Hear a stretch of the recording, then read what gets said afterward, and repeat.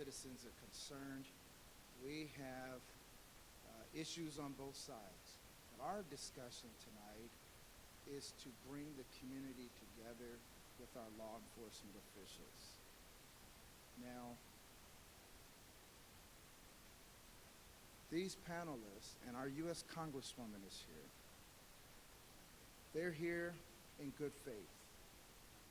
They're here because they make decisions to make law enforcement in our area safer, to make it better. And we want to engage them and hear what they have to say about San Bernardino County, what's going on out here. And they can address, in a general way, issues around the country. We have our Congresswoman here to address things on a national level, and we have the FBI here to address things on a national level. Our focal point is getting our community together with our law enforcement leaders to build a positive relationship. It is not we against them. And Robin is going to address that in her opening comments, and I want to introduce our panel host. This is Robin Allen, and she is the daughter of one of the finest Los Angeles County sheriffs, retired Los Angeles County sheriffs. He's a hero in the department. I can ask some sheriffs about him today, and they remember him. He was a SWAT team member, he's a trainer, and when he finished his law enforcement, and he's a deacon here at Mount Zion, and a faithful deacon. And when he retired from the Los Angeles County Sheriff's Department, he started an organization called Watchman Investigations. And he and his team, Robin is the CEO, they have investigated large departments for fraud, for nepotism, and the list goes on and on. Robin has taken the mantle, and she has trained. She is also a post-certified law enforcement official. So she served in the Los Angeles County Probation Department. She has trained in our area. She's trained up north in states, cities throughout our state and across the nation. So she is no novice to these subjects and to this environment. She is married to a captain, a sheriff's captain, and yet she has children and she is a community member. And so she has both perspectives. She's a mother with a son of color. And everyone knows what that means. Okay, so she comes to the table with some very unique experience, and I would like to welcome our panel hostess, Robin Allen. Give her a warm welcome.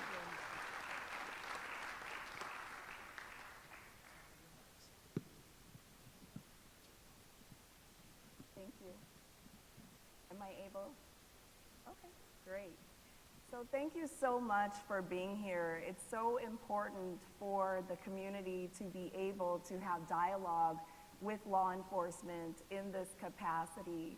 And we're here to bridge the gap between law enforcement and the community. We're here to help the community better understand law enforcement and better understand what is happening today with our current events, with law, policy, and legislation.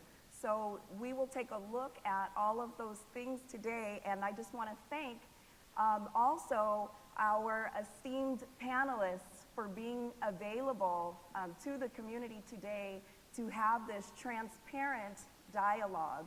So can we give a round of applause to our esteemed panel?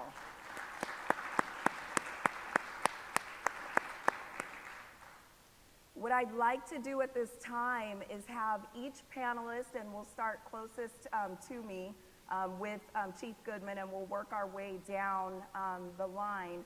But I'd like you to introduce yourself, and I'd also like you to explain to the community what the role and function of your agency is. And I want to first say that many community members don't know the difference between police departments and sheriff departments. or the difference between the FBI and the Attorney General. And this is a platform and a place for that to also happen so that we can then get into the dialogue. So again, thank you for being here, and Chief Goodman, I will let you take it away. Well, thank you for having me, and good evening, everybody.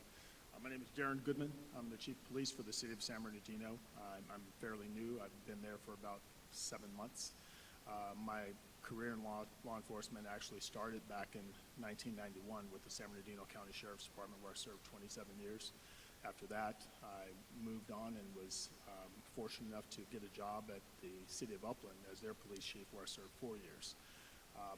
Where I'm at now, our role and our main purpose is to provide safety services for the community of San Bernardino.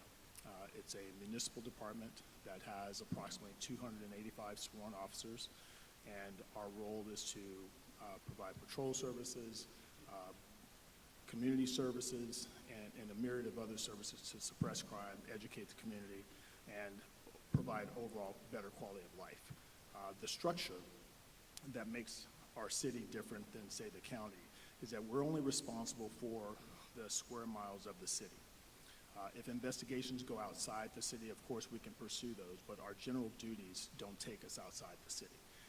We report to a city council, they're elected officials, and I work directly for, and I report to the city manager, because we have a city manager council form of government. Well, hello everyone. My name is Michael Lorenz. I want to thank Pastor Kennedy and Mount Zion for, hosting this event, and Robin for mediating it. And I'm the police chief for the City of Ontario, where we are right now. I've been the police chief for about 2.5 years. Born and raised in Southern California. Grew up in West Covina. Went to the Air Force. After the Air Force, put myself through the academy. Got hired by Ontario, and I've been at Ontario ever since. About 25 years. Just like Chief Goodman, our jurisdictional boundaries are the City of Ontario.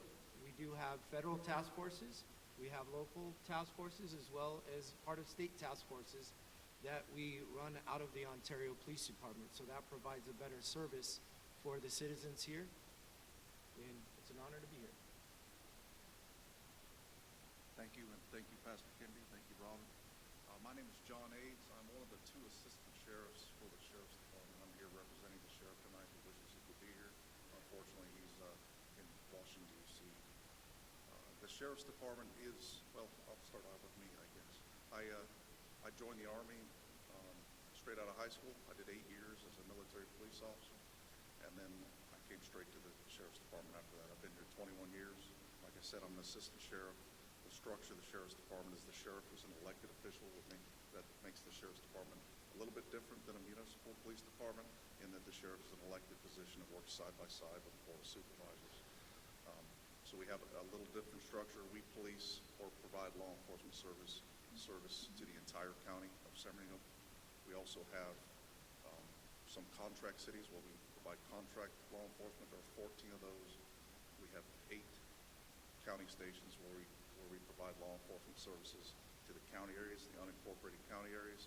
We also have the jails, which is a differentiation between police departments. So we have our 4 main jails, 3 of them in the valley and 1 of them in the deserts. We also have outlying jails for our smaller patrol stations. And then we have court services, where we provide security for the courts.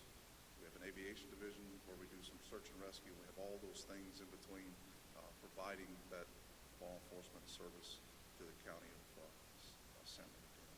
There's about 2.1 million people living in this county, and it's the largest as far as land mass in the nation.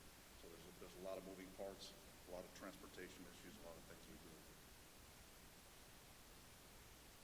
Thank you. Well, good evening, everyone. It's great to be here in the City of Ontario, specifically Mount Zion Church. Thank you for the invitation. It's Black History Month, so I want to wish all of you the best. Send us, information on folks in our community that we can help recognize as we move forward in this month. I'm Congresswoman Norma Torres, and I proudly represent the City of Ontario in the 35th Congressional District. Before I begin, I want to take a moment to send my sincere condolences once again to the family of Tyre Nichols, and to acknowledge that, the many people who took the time to call my office to voice their concerns about this incident. And as a mother of 3 young men, one who is a police officer, I understand and I remain deeply troubled by the growing distrust between communities and law enforcement. The actions of some officers are not represented in all of the men and women in uniform who put their lives on the line to keep our communities safe. The cities that I represent have taken extreme measures to improve training, transparency, and accountability in an effort to earn your trust. And it has never been more important that we have diversity in all levels of police leadership and hire from within our community. And while this will not solve all of the issues across our nation, it will go a long way toward fostering positive policing, building trust, and keeping our communities safe. For me, the issues of public safety are very personal. I spent 17 and a half years working as a 911 dispatcher for the LAPD. Those were very rough years. They were marked by the Rodney King riots, the civil unrest after the verdicts, a major earthquake, flooding, and 9/11. In short, I have spoken to many, many victims of violent crimes. It was one such call from a little girl struggling for her life that inspired me to get involved and fight for change. For young Yahida, it took 20 minutes for her to receive the help because she only spoke Spanish. And that night, LAPD 911 call center only had 3 bilingual dispatchers working.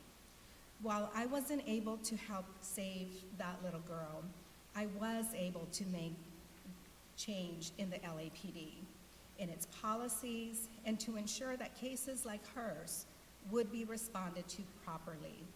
So for Tyre Nichols and others, it may be too late, but our children and our future, we have to come together as a community and have tough conversations. And as your Congresswoman, I am committed to continuing this work. And that is why I am here today. So what is my role in Congress? Well, my role in Congress is not just to push, bills that are requested by constituents, but I see my role more as bringing resources to our community, to our local cities, counties, in our state, and getting out of the way and letting them that are closest to the people do their job. Oversight has to happen, of course, and I often, call back and request for that information, that oversight, that most, cringe at receiving a call from my office. But we are here in Ontario, and we are more than happy to help answer any of your questions, either here tonight or in our office. Thank you for inviting me. Thank you. Good evening. My name is Jason Anderson. I'm the District Attorney for the County of San Bernardino. Our office is primarily responsible for prosecuting cases that are submitted to us by the respective police agencies within the county and the Sheriff's Department, and at times other agencies from the outside, if the jurisdiction of the crime falls within San Bernardino County. We review approximately over 70,000 cases a year. Of those, about 25,000 to 30,000 are actually turned down. The volume is high, and we have significant review of those cases. The office is 650 people. There are 220 deputy district attorneys, approximately 67 sworn investigators in our Bureau of Investigation, approximately 75 victim witness advocates in our Bureau of Victim Services, and the remainder of our staff are clerical, who make sure that our files and our paper files and our CMS systems in terms of all of our data are kept in track. I'm in my second 4-year term as the DA and spent my entire career in the criminal justice system, which is over 20 years in this county. Pastor Kennedy, it's an honor to be here. Appreciate the invite. Thank you. Thank you. Good evening. My name is Damon Brown. I am the Special Assistant Attorney General with the California Department of Justice. I would like to also thank Pastor Kennedy for the invitation and for all of the work that you're doing for the state in your capacity as a member of the RIPA board. My agency, the Department of Justice, is the Office of the Attorney General, who leads that agency. The Attorney General is the Chief Law Enforcement Officer of the state and has responsibility and oversight in working with all of the law enforcement agencies, certainly sitting here, but throughout the state, district attorney offices, sheriffs, and police.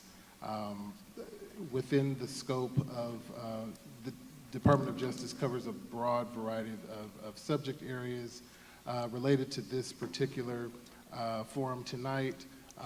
We through our Civil Rights Enforcement section, our Department of Law Enforcement, Division of Law Enforcement, and many others, again, provide guidance to law enforcement on best practices and policies, advising of changes in the law that impact policing, and overall make sure that constitutional policing is taking place in communities. Again, we're here to provide support to law enforcement, but we also hold law enforcement accountable and conduct pattern and practice investigations when there are allegations of harm to communities. And so I'm happy to be here today to talk about the ways in which we can work together to ensure positive policing, constitutional policing, and overall public safety. Thank you.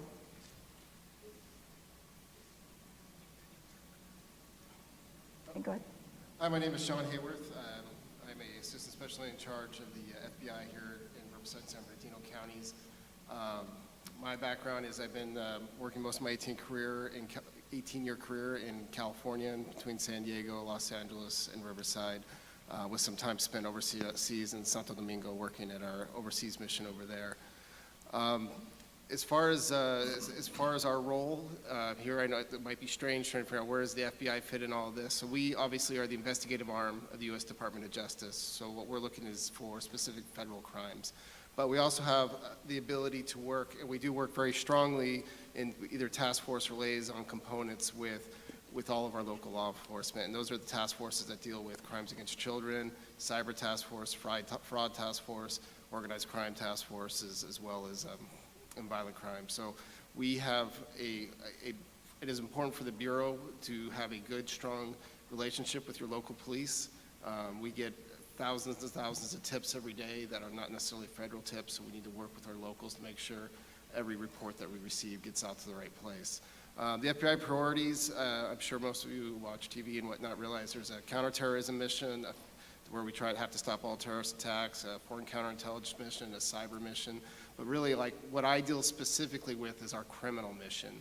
And for the purpose of the meeting we're looking at today, one of our top priorities in the FBI is public corruption, but it's also civil rights. So your color of law, your hate crimes, or whatnot. These are things we, again, work very closely with our local partners to make sure get taken care of properly, with whether it's with state, county, or city levels as well. Again, I'm happy to be here. Thanks for inviting me, and I'm happy to take any questions you might have on our federal civil rights or any other questions. Thank you. Okay, so thank you very much for being here, all of you. I want to set the stage by talking about the father of modern policing. The father of modern policing is Robert Peel, and he has 9 policing principles, and I'm going to quote principle number 5 to you. Okay. Actually, principle number 7. To maintain at all times a relationship with the public that gives reality to the historic tradition that the police are the public and that the public are the police. The police being only members of the public who are paid to give full-time attention to duties which are incumbent on every citizen in the interests of community welfare and existence. So this is to say that law enforcement are members of the community, and the community really are the police. And so I want to set the stage and bridge the gap in that we all have a role and responsibility to play when it comes to community police relations. So I'm going to pose questions to the panel, and some questions will be more appropriate for some offices and agencies, and other questions will be more appropriate for others. So if you feel that the question is appropriate for you, then we can work our way on down the line and have a discussion. This is a dialogue today between me and the panel, and then towards the end, we will take questions and answers, some of which I've received already towards the end of the panel, the end of the forum today. Thank you. Okay, so the first question is, does your agency encourage and support community policing? If so, can you explain what the goals of community policing are in your agency?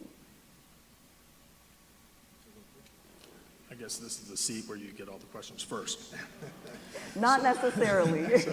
If you feel compelled, let's do I'm that. totally fine with it. I think the way Sir Robert Peel puts it is exactly the way it is. As police officers, we're just folks. We're human beings just like everybody else. We don't have a special planet that we hire police from. We hire them from the community, and we are part of that community. I every day take this uniform off. I go to the same grocery store as everyone else. I get my hair cut. Well, I don't have as much hair to cut, but this wasn't all forehead before I started this job.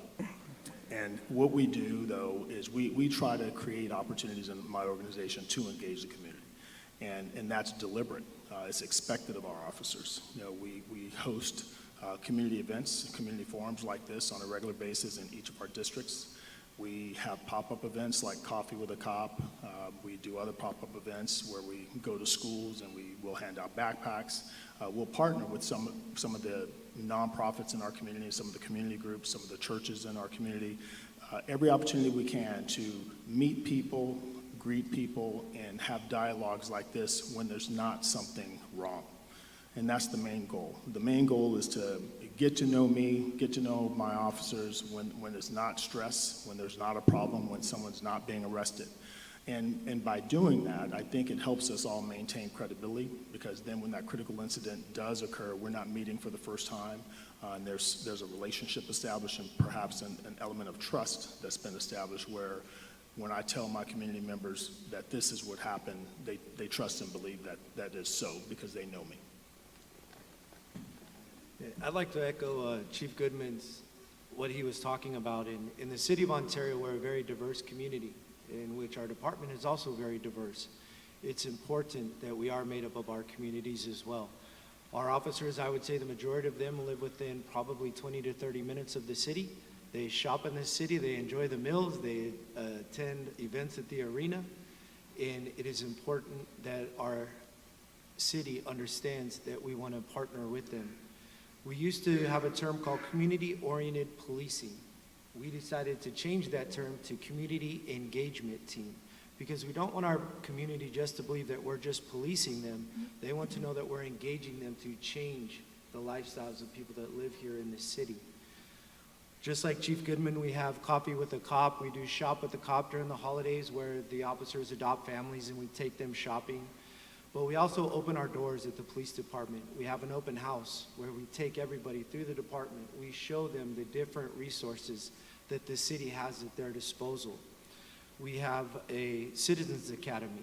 In Ontario, we're about 70% Hispanic. So if we just taught an English academy, it would be hard for some of our residents to understand. So we offer it in Spanish as well. We have officers that can speak up to about, in total the department, not just one officer, but they speak about 11 different languages to include sign language. The point I am making is without communication, we will never have trust. Without that back and forth dialogue of us being able to speak to each other, without me opening the doors to the police department to learn what the department is really all about, and without the community engaging with the police department, we're not going to follow this rule number 7. The final point I would like to make is this, is law enforcement, the Ontario Police Department is held to the same standard and the same laws as every other citizen in the city of Ontario. The laws don't change for police officers as they do for citizens. Just like Chief Goodman says, we're human beings. When we take this uniform off, we're driving on the same streets. We're subject to the same potential for traffic stops, for anything else. And we understand that, and we are sympathetic towards that. Thank you. In the Sheriff's Department, we work very closely with our municipal police departments, and the philosophy, I think, across this county is very similar amongst all of us. We shop with you, we eat with you, we dine with you, our children go to school with your children, we are you. And from the academy on, we expect, and I'll tell you that, you know, the things I see deputy sheriffs do and officers do, they are giving. From the academy on, we watch at every academy graduation the amount of money that those deputy sheriffs go out and raise, and the police officers from our neighboring police departments, and they give faithfully every time thousands and thousands, if not tens of thousands of dollars to charities and to local organizations to make the community better. We have info exchange, we have next gen info exchange. We are part of the community. We expect our deputies to be there. Every captain at every station has a mandate to be out there with you, to be out there talking to you, to be open, to be honest. You can come look at our stations.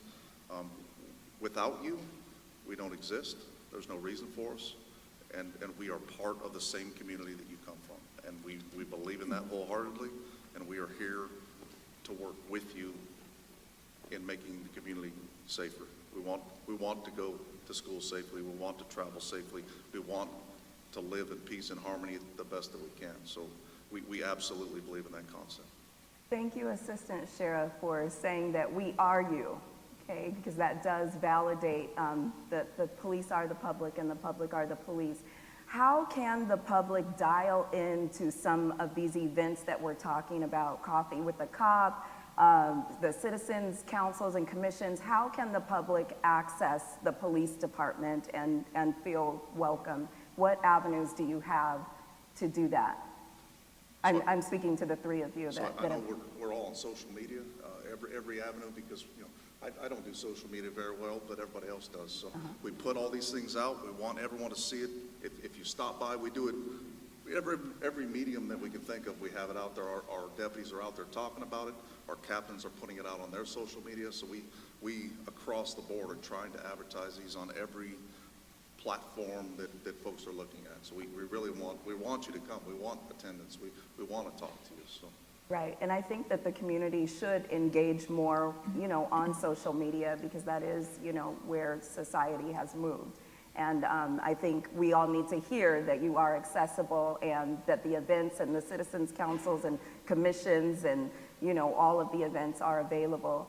And to the Congresswoman and to the District Attorney and Special Assistant Attorney General and to the FBI, what are your thoughts on community policing?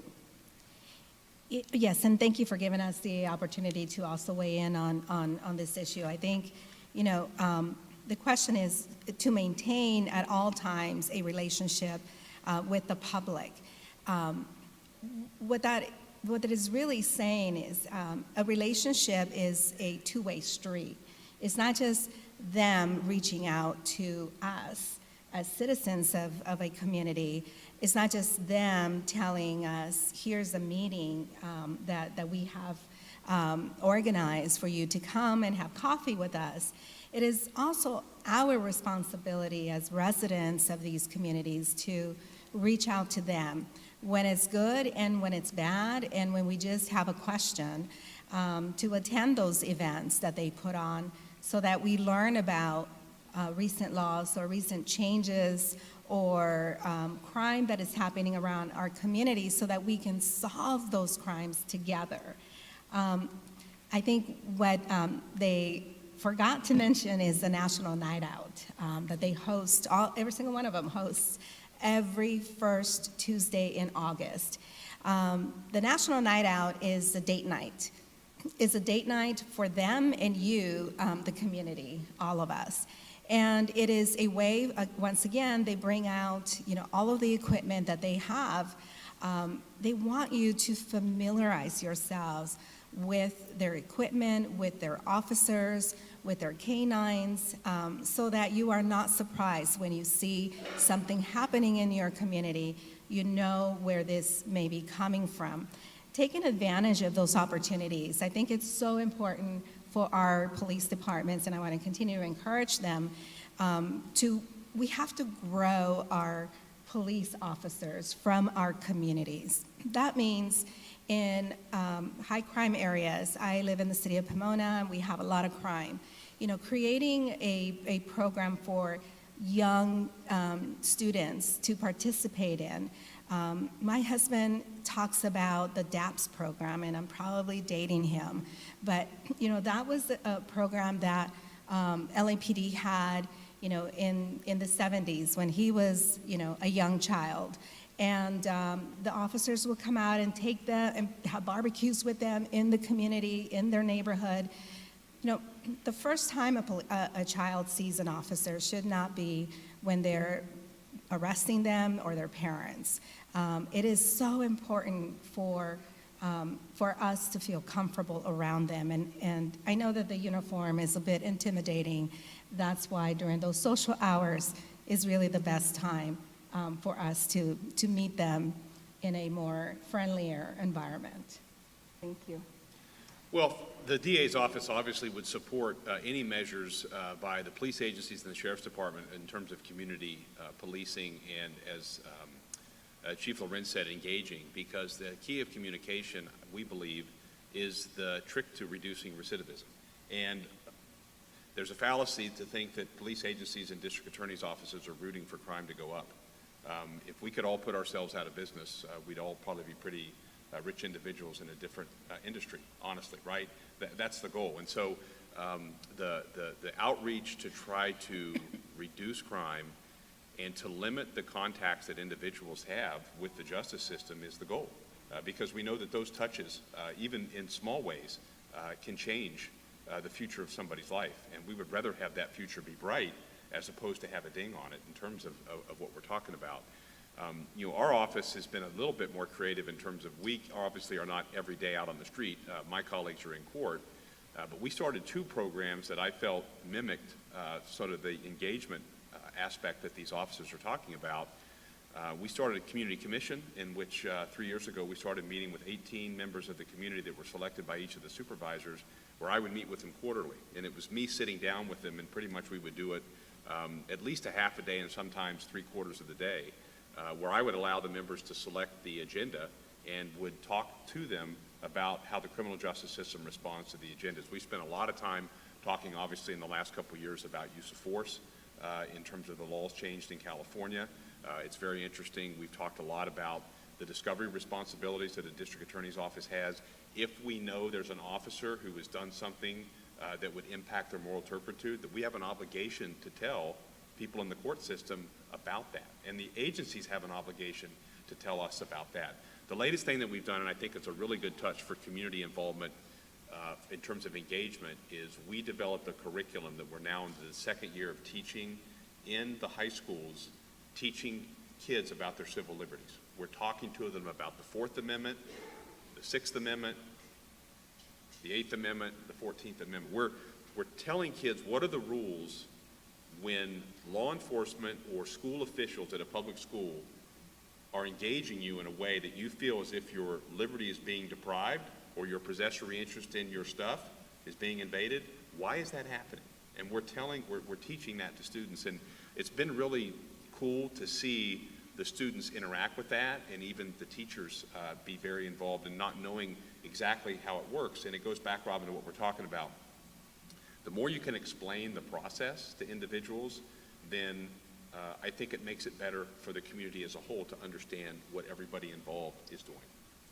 And I'm personally an advocate of early outreach before they the youth make contact with the criminal justice system, getting out there and teaching about the amendments, their civil liberties, and helping them, have a positive early contact, I think is important. I really think that's key. Yeah, we go so far as, I mean, we tell kids, I mean, we say, hey, and the reason we do it in high school is that's when kids start developing more independence. They're hanging out with friends. There's a group mentality. We all been there. The peer pressure can lead us down roads, and we make decisions that aren't as wise as maybe they are when we're a little bit older. And we tell kids, hey, you're going to get pulled over. If you run a stop sign and you look like you're 16 or 17 and you're in a group in a car, the cops are going to pull you over. But in that encounter, is it going to just be a ticket, which if you ran the stop sign and it should be a ticket, or is it going to escalate into something else? And if it were to, why would that happen, right? Trying to take some of the concept that it's all arbitrary, that it's all just whatever law enforcement wants to do, there's a give and take there. So we're actually encouraging students to be able to limit how far law enforcement would actually maybe go in that particular instance. And the kids love it, because then they start to realize, oh, now I know why I got pulled over. So it's empowering to the students, which again goes back to this idea of engagement.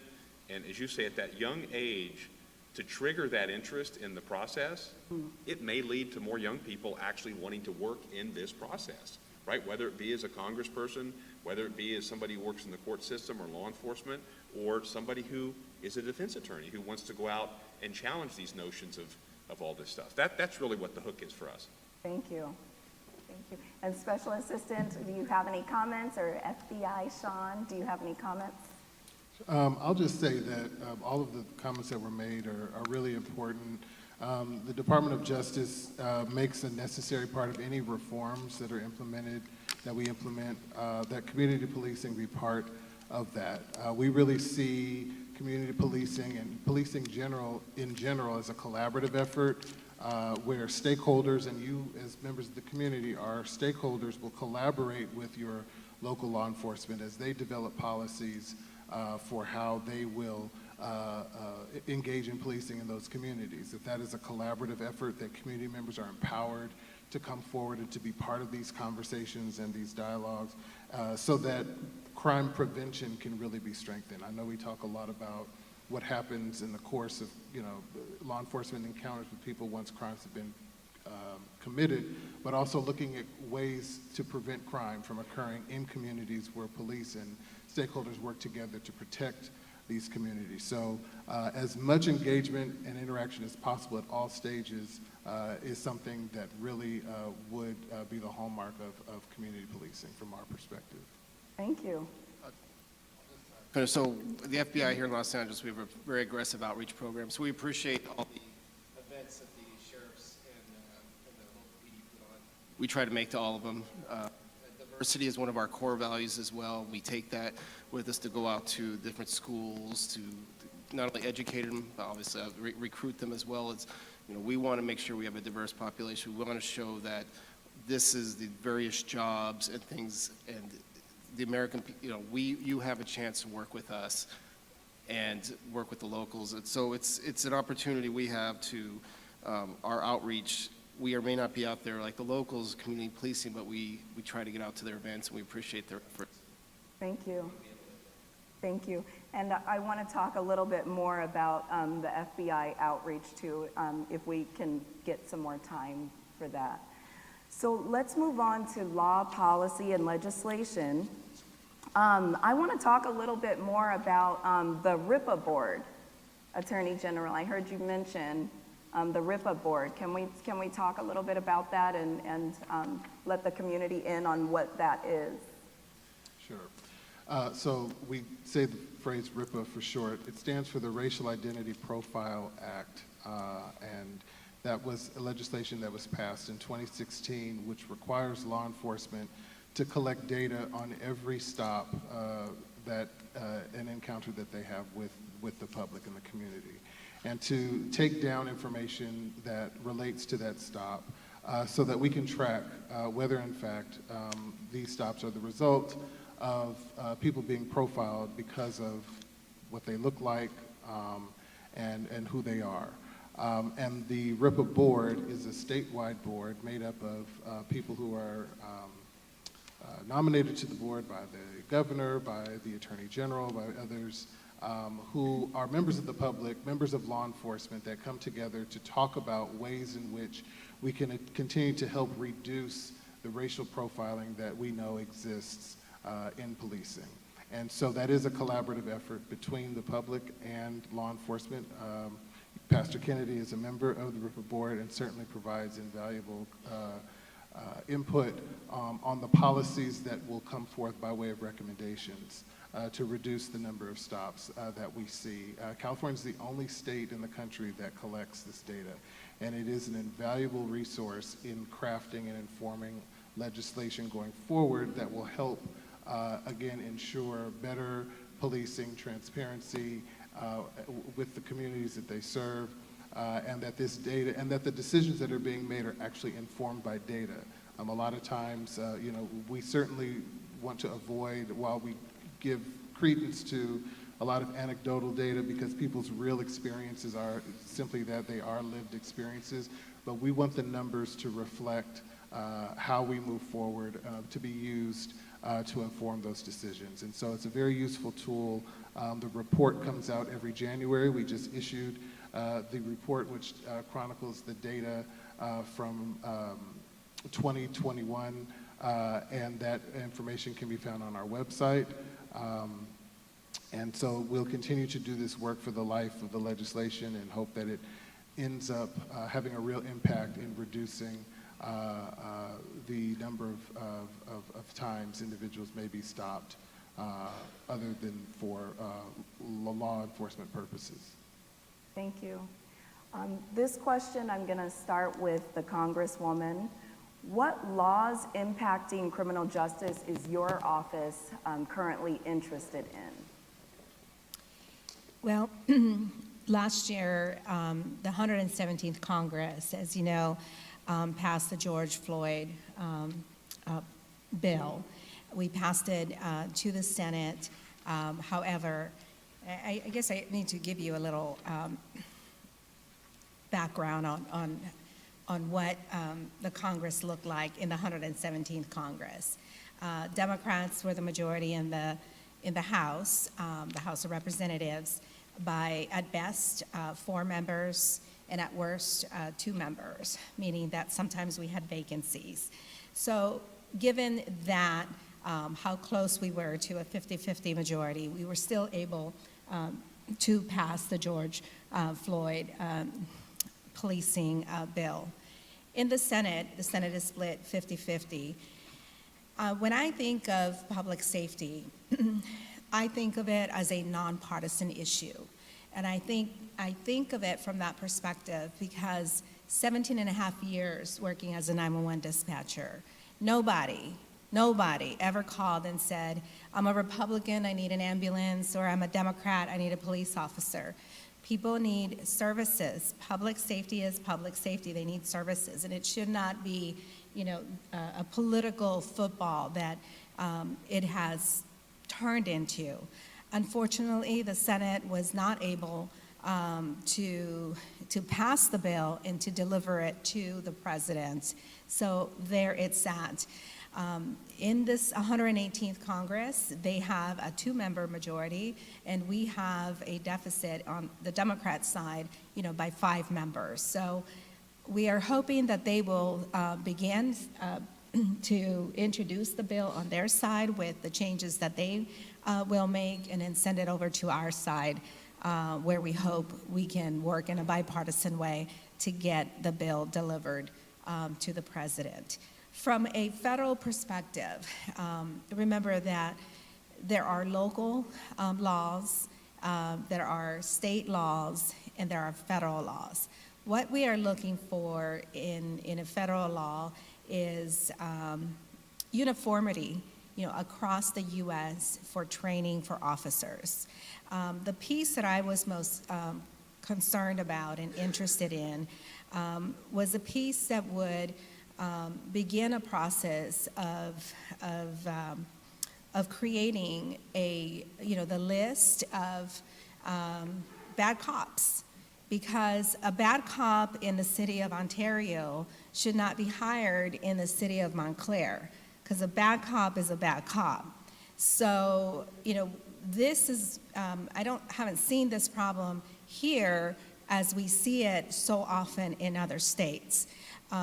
We want to make sure that just like, us as civilians have a criminal record and we are judged by that past history of a criminal record, that there is a process of decertification for those law enforcement officers that continue to abuse their power. So, that was the piece that was, for me, I had the most focus and input on. But we are hoping that we will be able to get together again and get that bill passed. When I first got to Congress, I was part of the Homeland Security Committee for 2 short years. Most of the work in that committee dealt with classified information, and I don't like that space. I like talking about the work that I do, so I left that committee the first opportunity that I had.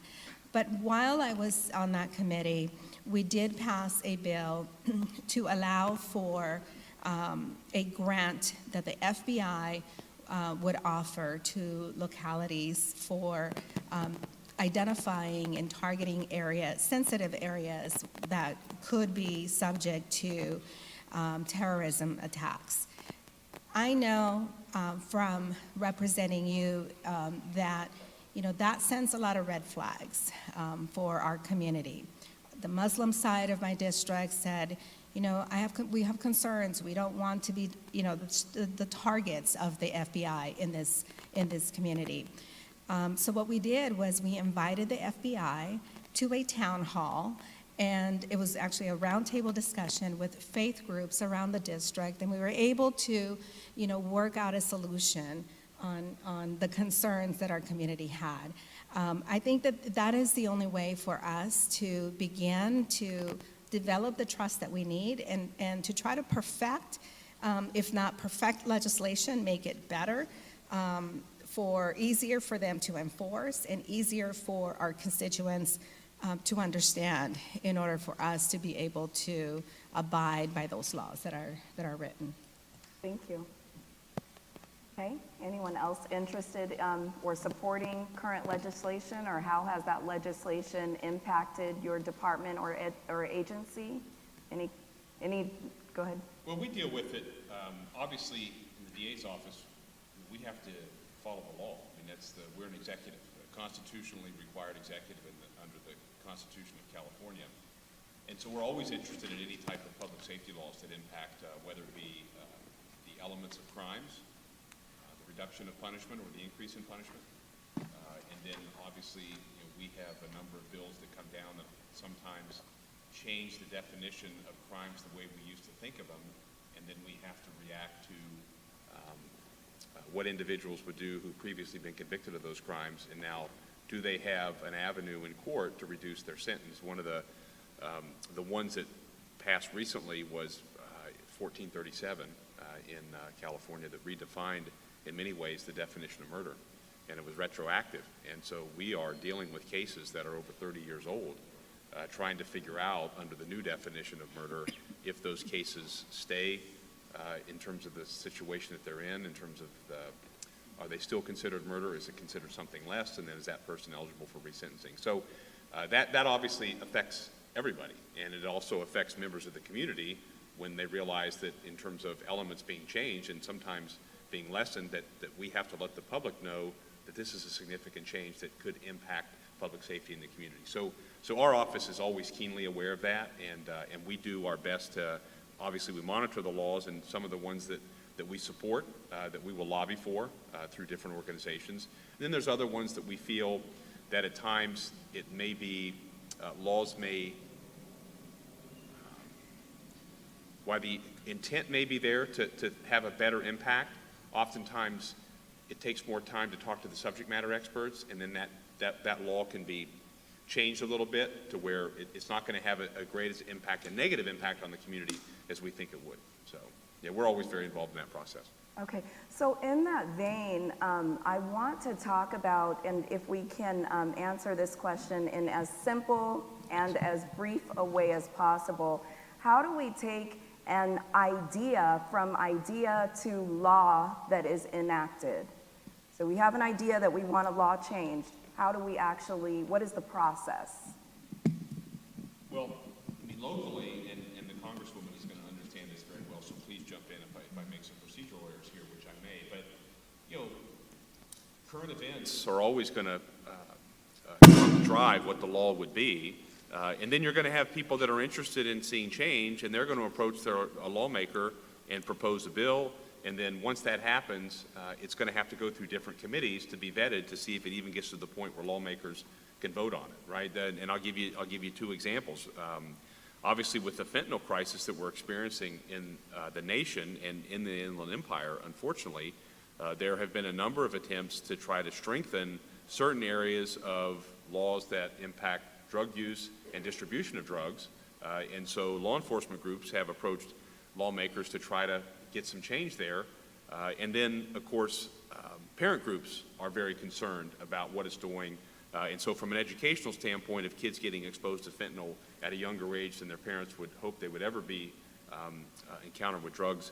So you have all these different interest groups going to the lawmakers, and anything that affects public safety goes to the Public Safety Committee, and it's these steps in which these things are vetted. So even the public, even members of our community, could approach their local lawmakers, and I would encourage you to do that. I mean, that's why they're there. It's the only reason they're there, right? That's why they decided they wanted to get into the business, is to be in a position to facilitate the laws that the people in the community think are either great or not so good.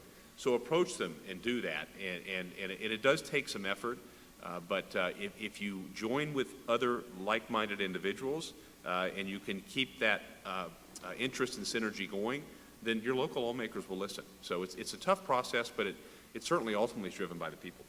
So that was the piece that I was getting at, is the advocacy piece. You know, you have to develop your advocacy group, you have to approach your lawmakers, you have to call the Congresswoman's office, your local legislators' offices to get that process moving, but it is a lengthy process. Yes. I want to give you an example, because I've had the privilege to serve at the local level as a city councilwoman, at the state level, and now in federal office. At the local level, I had a group of young students, middle school students, approach me and say, the city council passed a law banning skateboarding at the Civic Center. And so now we go over there and we skateboard at the Civic Center and we get a ticket, a citation. So it's a fine. It's not a felony, but it's a fine that their parents have to pay. To me, that is an example of an ill-conceived piece of legislation that is meant to fix a liability issue for the city, but the city officials never thought about the consequences that idea or that fix that they were trying to make would have on the local youth, because the kids did not have a skateboard park in the city.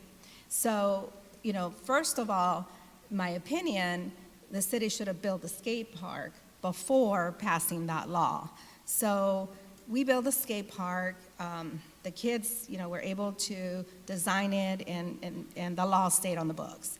At the state level, there's competitions that state lawmakers have across the state. They say, give us an idea, we'll send it to the attorneys, and we'll figure out how to make it work. The city of Chino gave me an idea over an issue that they were dealing with, peeping Toms. They had issues of peeping Toms wearing cameras in their shoes, and then, taking video of females going up escalators in the bathrooms and whatnot. So we introduced, that law, but first of all, we had to have it written in legal form, so the state attorneys, the legislative branch attorneys had to write it in a way that, could be presented to a committee and then pass through first the Assembly and then the Senate, and then finally delivered to the governor's office. In Congress, we have the same ideas and the same issues. The airport here in Ontario is a perfect example. It was an idea that the city presented to me and another member of Congress, and said the city of Los Angeles currently has ownership of the airport. We have made the deal, but it requires the federal government to change the law in order for us to take control back of the airport. So a Republican and a Democrat introduced that piece of legislation, and we got it, not just passed the House, but the Senate, and then ultimately had it, the bill signed by the president. Thank you. So let's move forward to current events. Okay. Has media coverage of unrest in response to shootings of unarmed African American men affected minority recruitment? Well, I can say it hasn't helped it.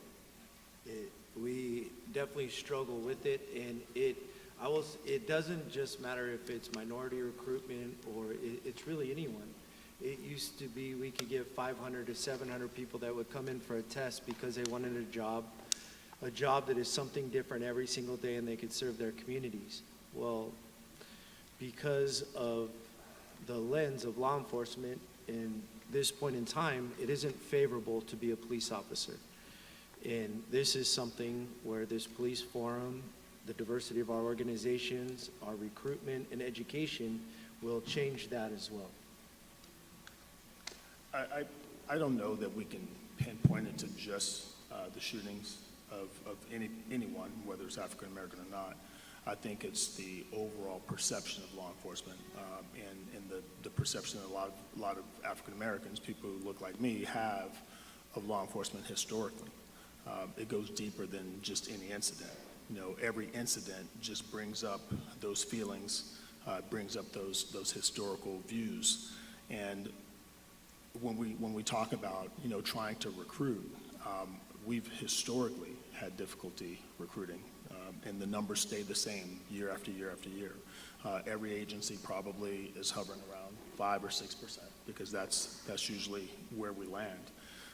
But there's a lot more that goes into it than just critical incidents. Have any of the laws impacted recruitment? Have they positively or negatively impacted recruitment? Absolutely. I was going to jump in on that, but you said move on. There's several things that impact our ability to recruit, and it's the fact that the laws now are favoring criminals more than they are supporting law enforcement's efforts to do our job. Specifically, Prop 47 and 57, the decriminalization bills that have essentially allowed for this explosion of drug use, has allowed for this explosion of crime that makes it easier for someone to go and steal and do so repetitively without punishment. Just recently, Senate Bill 357 was passed, which essentially allows someone to loiter for the purposes of prostitution. Allows someone to loiter for the purposes of prostitution. So what that means is that law enforcement is forbidden from going up to a woman standing on a street corner wearing a thong and high-heel shoes in the middle of the day, going up to cars, because she's allowed to do that. And that should be an insult to everybody, because at the same time, you'll see virtue signaling about Human Trafficking Day. So how do we stop human trafficking, if we can't even enforce the laws of prostitution? So there's a lot of things. And in my city, one of the smaller but still significant bills that is going to affect lives directly is AB 2147. It's the Freedom to Walk Act. What this essentially says is that you can cross the street anywhere, anytime, and that you no longer will be issued a citation for jaywalking. So it encourages people to just jump out in the middle of the street anywhere. And I'm in a city where we have had, I wish I had the exact number with me, but I will say this, and I know it will be accurate. In 1 year, we almost had as many fatalities for vehicle versus pedestrian deaths as homicides. And that's people walking in the street and getting hit by cars. So there's a lot of things that have passed that are detrimental in my opinion, and I think that discourages a lot of people from wanting to join a business where your efforts are not rewarded. Thank you. Okay. I want to ask Special Assistant Attorney General, Can you discuss some of the new police accountability laws? Sure. There are a few laws that have been passed recently that are geared toward police accountability and transparency, and again, making sure that we have the support that's needed to do the best and most effective policing in our communities as possible. SB 2 is a bill that was passed which requires that the peace officer standards training, it's known as POST, can decertify police officers who engage in misconduct.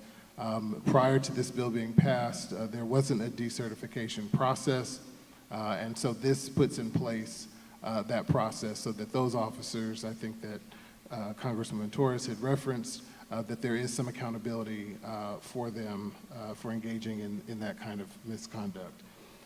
There's also SB 16, which deals with transparency for obtaining the misconduct records of police officers who engage in excessive force and other kinds of discriminatory behavior. There is AB 26, which also provides guidance for officers to intervene where they observe misconduct and excessive force being committed by other officers, requiring them to report those officers. Again, trying to ensure that everyone has the goal of equitable and constitutional policing at the fore. And then AB 490, which also bans certain techniques in arrest and transport that may result in asphyxia. Certainly we've seen that, unfortunately, transpire in incidents around the country. And then AB 89 is also another bill that requires that officers be at the minimum age of 21 to become police officers, with the intent that we make sure that those who are entrusted with the solemn responsibility of public safety have the maturity to be able to accept that responsibility and to discharge their duties accordingly. So those are some of the laws that passed within the last year dealing with police accountability and transparency. Thank you for that. So I want to go back to Robert Peel, father of modern policing, and I want to read principle number 9, to recognize always that the test of police efficiency is the absence of crime and disorder and not the visible evidence of police action in dealing with them. So the follow-up question is, what, in your opinion, is the best way to prevent crime? I think there's a myriad of answers to that, but the initial place is it starts in the home. We have to say the dirty F word, and that's family. When families are engaged, when fathers are home, when people are having, serious discussions with their children about accountability, when they're holding schools accountable for what they're teaching kids, when they're communicating with social services to make sure that children who are having learning deficiencies are getting the help that they need. All of these things are important because when all of those systems fail, that's when law enforcement is involved. We're the after effect of all those other failures, but all the focus is on us, which that's fine, but we're not going to get to a place where we have an absence of crime until we deal with those other issues. And I'll say this, and it sort of ties into the legislation that prevents us from having an absence of crime. The more crime that we tolerate, whether it's things that are seemingly small, the more we allow our communities to decay. And it mostly impacts community of color. And the very things that are often touted as being equitable, as being, supportive of us, are not. There's the majority of the people that end up on street corners in prostitution are black and brown women. And to pass legislation that says that that's okay almost says, tongue in cheek, that it's okay for them to have that kind of job. So I'm very disappointed in some of the legislation that prevents us from actually stopping crime, because the absence of crime also allows communities to flourish. You know, everything is connected to public safety. The quality of your schools, the quality of your city in terms of infrastructure, businesses that are willing to come to a city, they all make those decisions based on whether it's safe or not. So you can see when you look around the country, not just here in our respective cities, but you look around the country, that the cities that are failing, the cities that are in decay, are the ones that have weak policies on public safety, and they have pretty much made cops the demon instead of looking at all the other factors. And that doesn't mean that we don't need to be held accountable for our mistakes, but because I think everybody knows I'm more than willing to do that. But the bottom line is, any community that doesn't have strong police will not have a strong community. Thank you. I want to direct the same question to the FBI, to Sean Haworth. What is the best way, in your opinion, to prevent crime? I would echo the chief's comments. It is taking care of the community. It's making sure that some of the stuff, I'm not going to comment on legislation. That's not something I want to do here, but we do want to make sure that our communities are safe, and it requires a good interaction between your local police officers, not just with our federal, state, and our local level, where we feel comfortable coming to us with their problems, knowing that they're going to be heard, and that there's a chance that we're going to go out there and help that crime problem in the local area so they can feel safer, so they can then prosper. Businesses, the schools. I think where our outreach, our ability for the public to come to us, to feel comfortable reporting to us what is going on, what makes them scared, and then seeing us having the ability to go out and make that better is going to help your communities feel better. And, like I said, I'm not going to comment on the local legislation, however, I think obviously that is all part of it. Thank you. So, in your opinion, there is a general distrust or mistrust of law enforcement officers. In your opinion, what is the best way to rebuild trust? If I could jump in here, I would say a lot of it is understanding.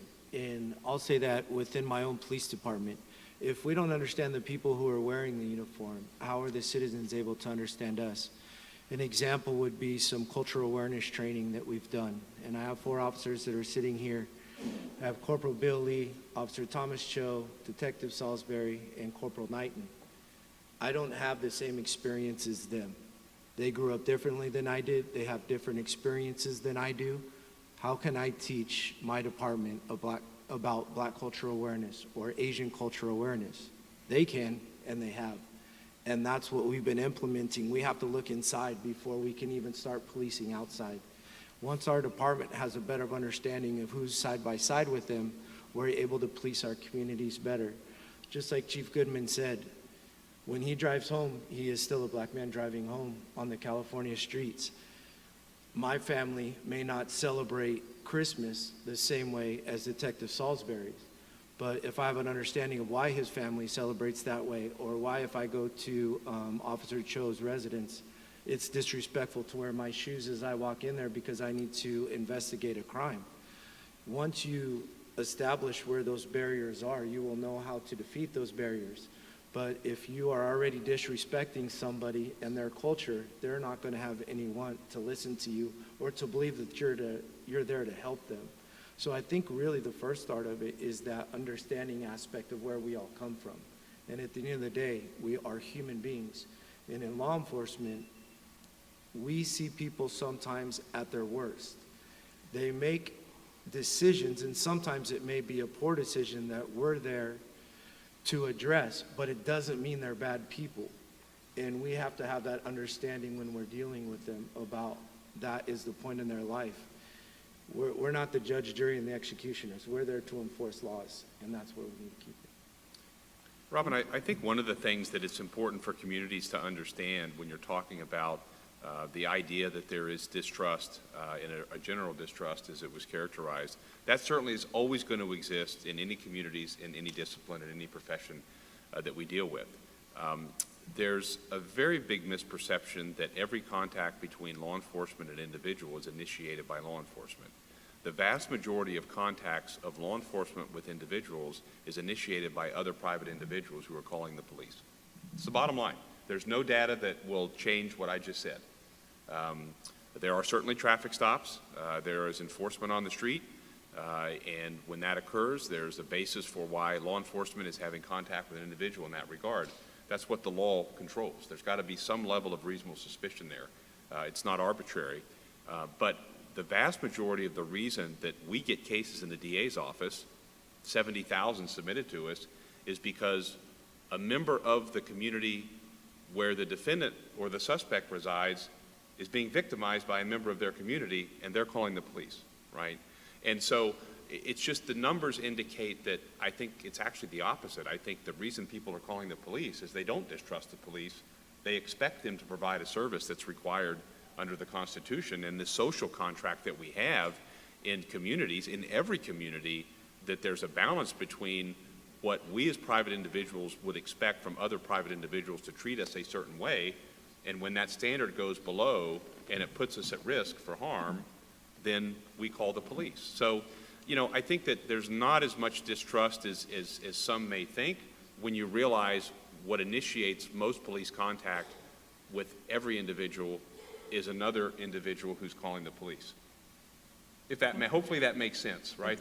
Because the perception is that law enforcement is just out there literally hunting people, right? That's the perception. So, and in some instances that could occur. But if you look at the data, when law enforcement responds, it's because someone else, a private individual, is calling them. Go ahead. I just want to push back on this a little bit because it is true that that individuals who are being victimized do contact law enforcement for assistance. That doesn't negate the fact that there is a trust issue. Both can be true at the same time. There is a significant trust deficit in communities of color in particular because of real lived experiences that they, for generations, have experienced. And when they are confronted with the reality of the imminent violence that is presented to them and what their options are, it is to call the police. They don't have any other options because if they take things into their own hands, then the police certainly will respond at that point. So I think we need to first acknowledge the fact that distrust exists.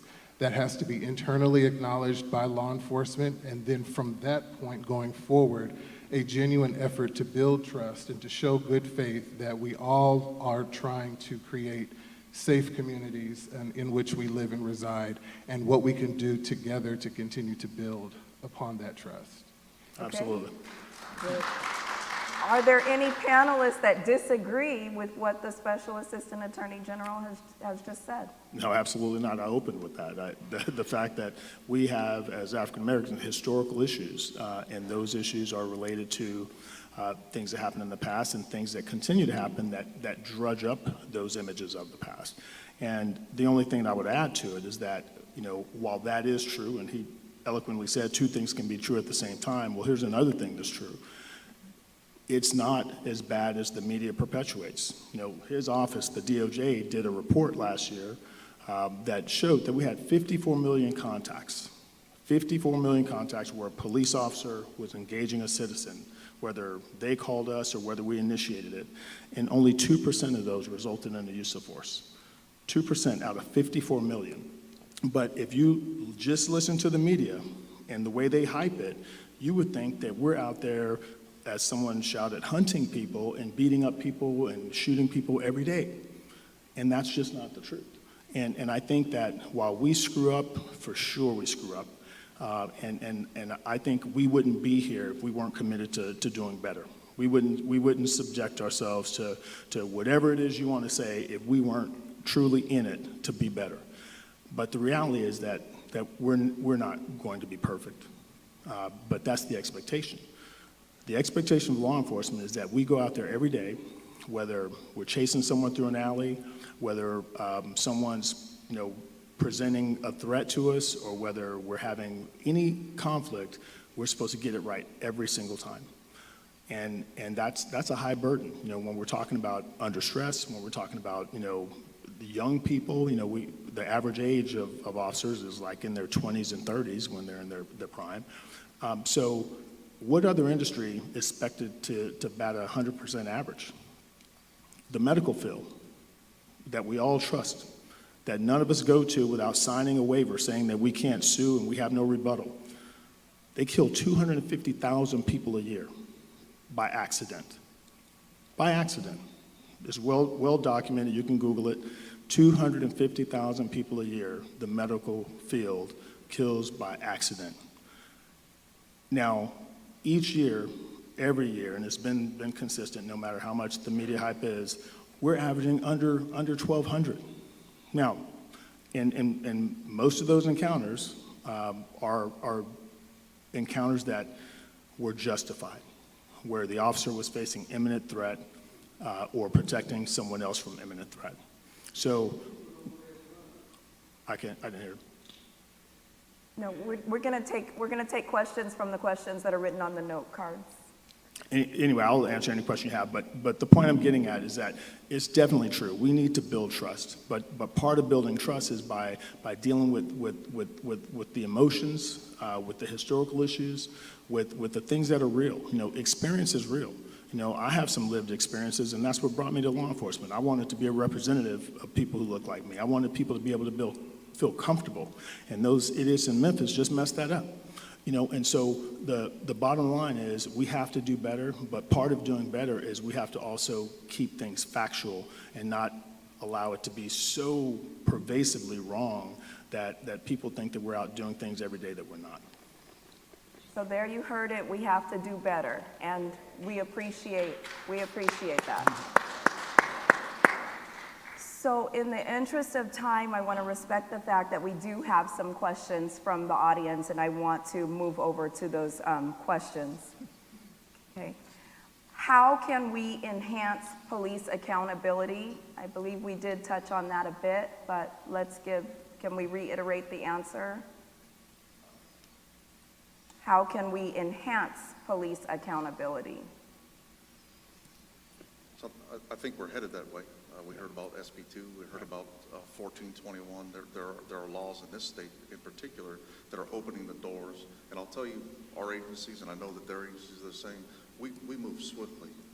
When we identify misconduct, when we identify these things that we're worried about, because we're worried about them as well, and the sheriff is committed that when we recognize that there's an officer or a deputy doing something inappropriately, not acting in the best interest of the community, we act swiftly. And we have a discipline process, and it hasn't always been open because there are protections for employees. Those doors are opened a little bit more, but I will tell you that from our standpoint and in my position sitting where I sit now, I oversee discipline. And there is more discipline, I think, than the public could be aware of that goes on every day in our agencies over minor things, over major things, and when it's major, they're held accountable immediately. So I think those opening that up and the public is seeing it more, but just knowing, and this is how we educate, this is how we do this is how we build that trust, is you hear from us and you can talk to us personally. The things that are going on, we are paying attention to it and we are acting swiftly across the state. Yeah, I'd also say it goes back to what I talked about with understanding as well. The officers in Ontario, when they are in an official encounter, everything is recorded. In our policy, it states they shall activate their body-worn camera. Can any of you please tell me the job that you do where your video recorded every second you do your job? They do. We have cameras that are on our police vehicles. When there's a critical incident, if there was a shooting by an officer, we take their text messages. We see what their text messages were before and after the shooting to ensure that they were doing the right things the right way for the right reasons. The accountability portion of it is law enforcement has to be more transparent. We have to be more forthcoming with information. Our body-worn videos get released. We are mandated by the law to release those videos. In building that trust in everything, and it's important that people are able to see what we do out there. And let's be very honest, a use of force is not going to look good. No matter how that use of force looks, it's just not going to look good. It is the facts that happen. And Chief Goodman said something, and I'm going to sit up here and I will explain this term to you. We use a term in law enforcement called lawful but awful. And it is something that we have to learn from. And why I bring this term up is just because it's okay under the law doesn't mean it was okay to do. And we have to quit making excuses for bad behavior or something that it was just okay under the law. Was there a better way to do it? Can we train our officers better? Was it a systemic way in training? Was it a mistake of the mind, or was it a mistake of the heart? We have to do a better job of evaluating that. We can't make excuses from it. We can't change the past, but we could press forward in the future. Thank you. Do we know the status of the George Floyd bill? I know, Congresswoman, you did go over that, so that was one of the I questions. did, but we go back, and I feel like I have to reject the notion that the test of police efficiency is the absence of crime. I reject that 100%. You know, because by us accepting that, we accept that they are everything in the community, and they are not. They have one job, and that is when a crime is committed, they have to enforce the law and protect us from the criminal element. But as a community and as a government, you know, it is our responsibility, and as parents, it is our responsibility to take care of ourselves and take care of our children. When you look at the best schools in our communities, or the best, the safest cities in our region, most of those, that doesn't happen by accident or because they have a great police department that, you know, goes to every single call every time they're called. Those cities are investing in the young people. They're investing in their families. They have before and after school programs. They have teen centers. They have adult daycare centers. They have community centers for both, you know, grown-ups and seniors and children. And they work with the community to create laws that don't work against the community. So I think that this is a two-way street, once again. We cannot, as a community, accept the notion that they defend us and we have no other option. We have an option, and our option is to be a community where we respect each other, where we have support systems for the people when they need it, not when it's too late. Yeah, and I think that this dialogue is about helping the community understand what you've said, but also helping the community understand that, you know, more training is taking place. We are aware that there is a distrust, and here are the things that we are doing to repair that. So I do agree with you that it is a two-way street. Okay, so is there systemic bias in the police department against people of color? This is another question from the audience.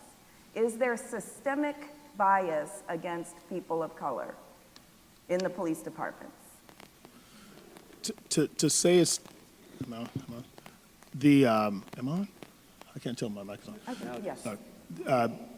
Systemic means that there's a coordinated effort, that there's an organization or an entity that's policies are contributing to that behavior. And so from that perspective, I'll say no. But from the perspective that, you know, I can't monitor the heart and mind of every single person in my building, I won't tell you that it won't happen, and I won't tell you that it doesn't exist. But what I can assure you is that in our department, and I know I can speak for the men up here, if that rears its head, we will deal with that. You know, there's no way that I would be in this position allowing that to happen. But when you say systemic, that means that we have, you know, policies, and we sit around and talk about how we're going to go out and oppress someone, and that just doesn't occur. Okay, so I think I have a couple scenario questions, and I think it's important to just discuss the scenario so that people can get a general sense of what can be done. So my storage bin was broken into, my ex-spouse stole me and my children's items, what can be done? So what is the process that a citizen would need to go through if they feel that a wrong has been committed to them and a criminal act has been committed against them? Can we address that? Yeah, I would say the first part of that is the understanding that when you present law enforcement with a potential crime that was committed, we'll investigate that crime, but then that investigation will go over to the district attorney's office and there'll be prosecution. Law enforcement, we enforce laws, we're not loss prevention. So people have an understanding of, well, I just wanted you to go get my stuff back, but I didn't want anything done. That isn't our job. If you believe a crime committed, we are going to do everything within the extent of the law that we will to investigate that crime and to recover your property. I don't want to change your scenarios there, but if I were to give something maybe a little more that might hit home, domestic violence is something that affects not every household, but it's rampant. And when we have victims that call saying, well, this happened to me in the heat of the moment, this happened, I got abused, and then when we take the person to jail, well, I don't want you to take them to jail. That's the person that pays the bills. That's the person that does this.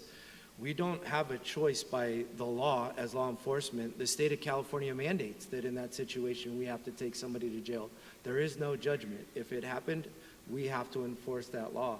And I think it's the understanding of the law and the direction the investigation has to take. Once we do the investigation, it goes to the district attorney's office. We do not have a say if D.A. Anderson's deputy district attorneys choose to take the case and prosecute it, or if they choose to reject it. It's out of our hands once that happens. Thank you. Here's another scenario. Is it legal for a sheriff to cover a Ring doorbell on private property?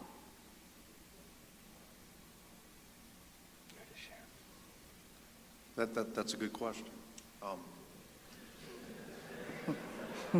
Really depends on the scenario. So, I guess in general practice, a deputy sheriff is not going to cover a Ring doorbell.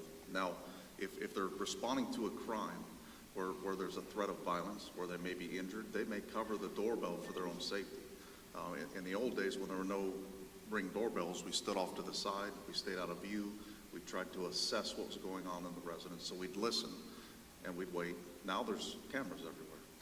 So they may, if they feel that their life is in danger, cover the cameras so that they can assess before the people inside can assess what's going on outside. Now, we really want you to know we're there. So in general, we're going to come up, let you identify us. We want you to identify us as law enforcement. We want you to be comfortable with who's at the door. And here's another scenario, a search warrant. Sometimes you get a search warrant. The search warrant says that you're going to do this, this, and this. And in highly dangerous, volatile situations, there may be a reason to try to preclude someone from seeing you as you're approaching the residence. But in general, we want you to see us. We want you to know we're there. We want you to identify us because we want you to welcome us. And you've probably called us to the residence, and we prefer that you know who's standing at the door.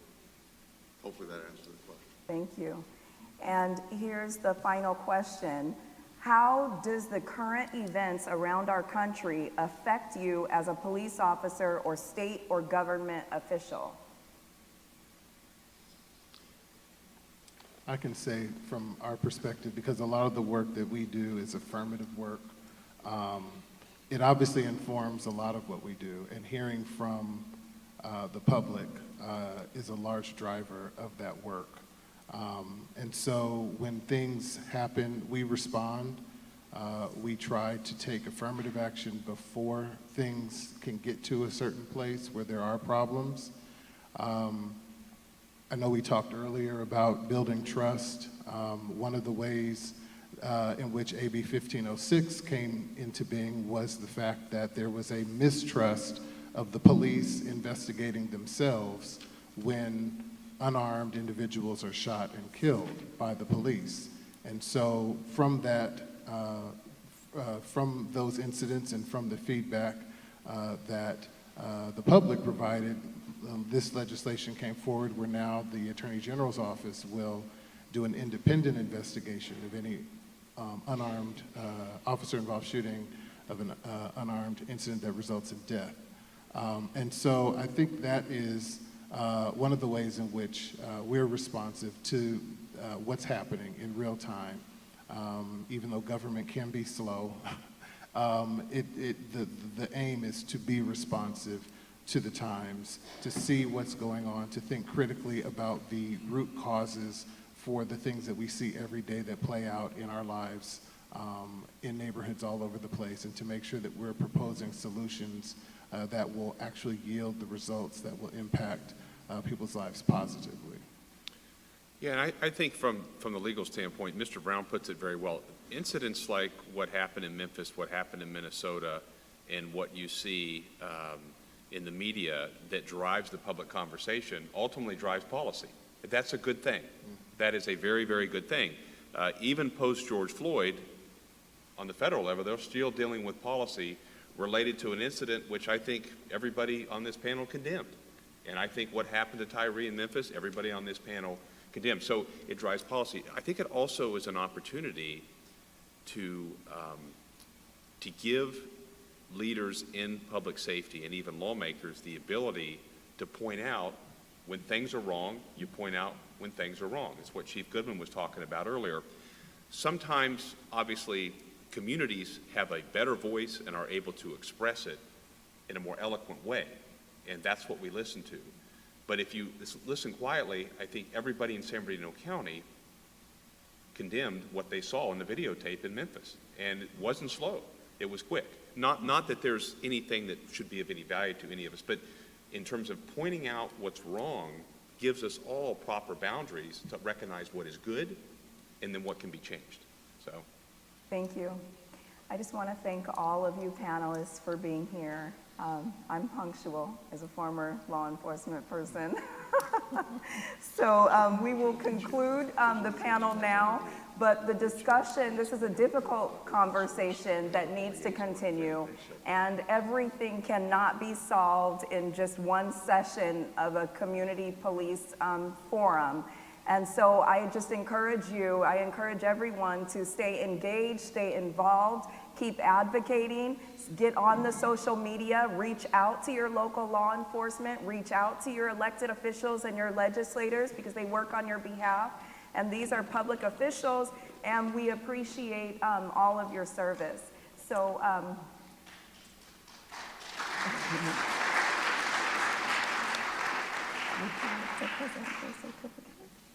okay.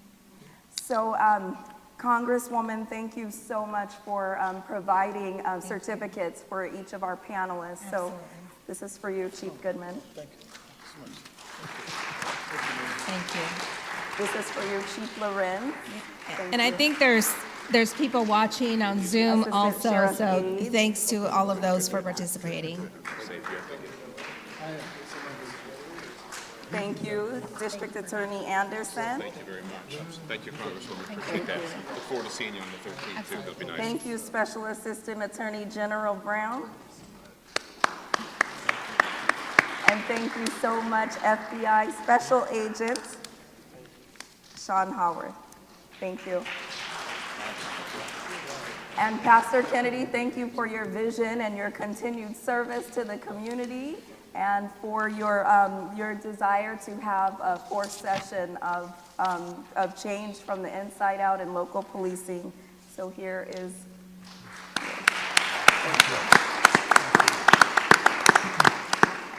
Let's give our panel hostess, Robin Allen, another round of applause.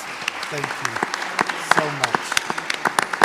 And her father did make it, and here is Robert Harris. Her mother is here. This is her family, and this is the young man I spoke about earlier, retired sheriff and deacon here at Mount Zion. Amen? Thank you, sir. I want you to think about tonight. This is Friday night. Everyone here has worked hard all week. Some are from out of state. Our congresswoman flew in from Washington. Special assistant to the Attorney General flew in from Sacramento. Our FBI representative could have been anywhere. We don't know where all they come from. They're all over the world. Our local law enforcement officials, our sheriff's department, Ontario, who hosts this with us, Ontario Police Department is our co-host, and we thank you. And then our largest city in the area, our chief came from San Bernardino City, and we thank you because you're committed to make a difference there. And the statistics are showing that, there's so much wrong in San Bernardino, but we're not going to change it unless we have people like you. And so, thank you. Now, their staffs are here. Ontario's rolling deep tonight. And that means a lot of resources. Thank you. And I'm pointing this out because I want you to understand the commitment that our leaders are giving to our community.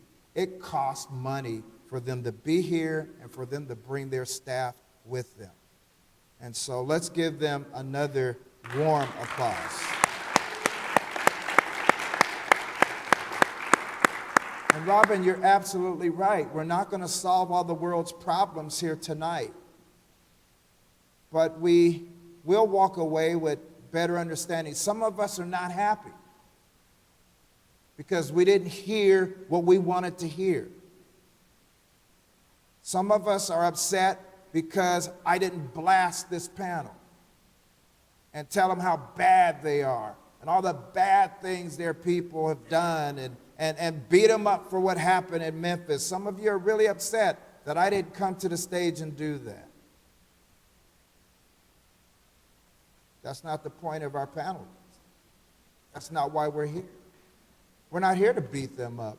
They came to us, and they've made a commitment. Anytime I call them, they come to meet with the community.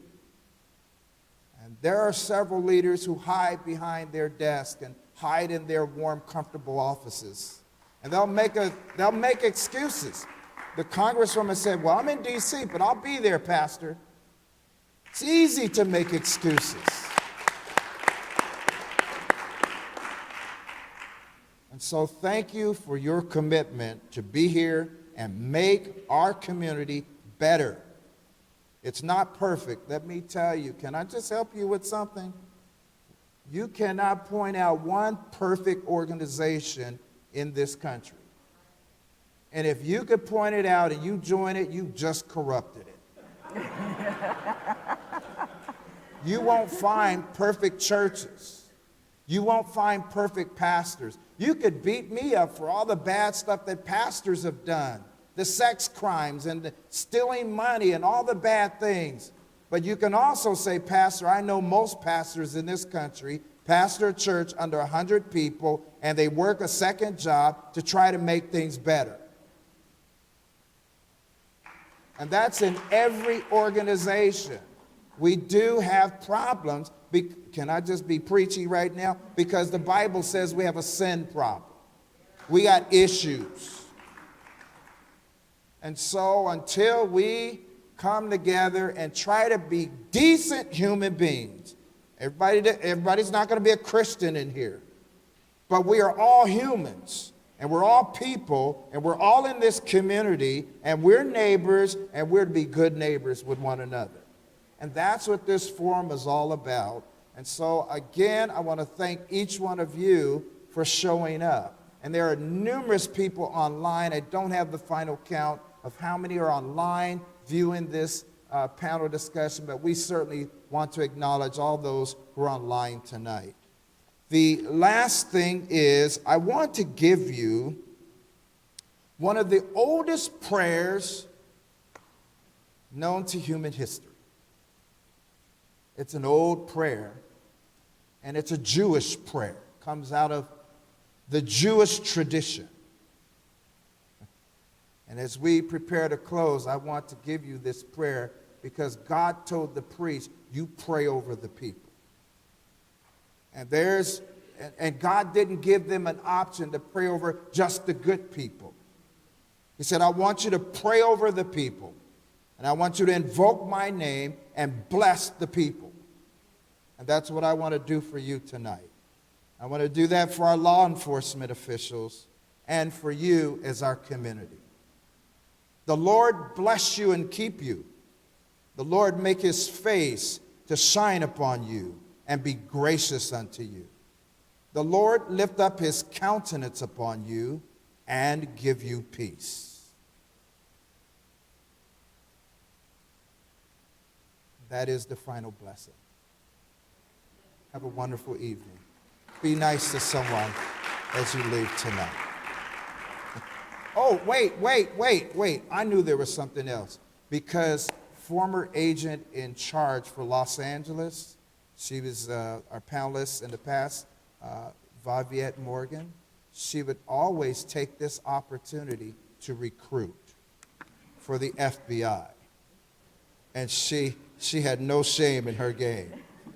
And I want you to know each one of these leaders are recruiting, especially San Bernardino County Sheriffs. They're recruiting. We have a huge deficit. Each one of these leaders are recruiting. If you're interested, you let me know. I have inside contacts, and I will introduce you, and we can help you become a law enforcement official if that's what you want. And there are other positions in our agency, so we are recruiting. All right? Good evening.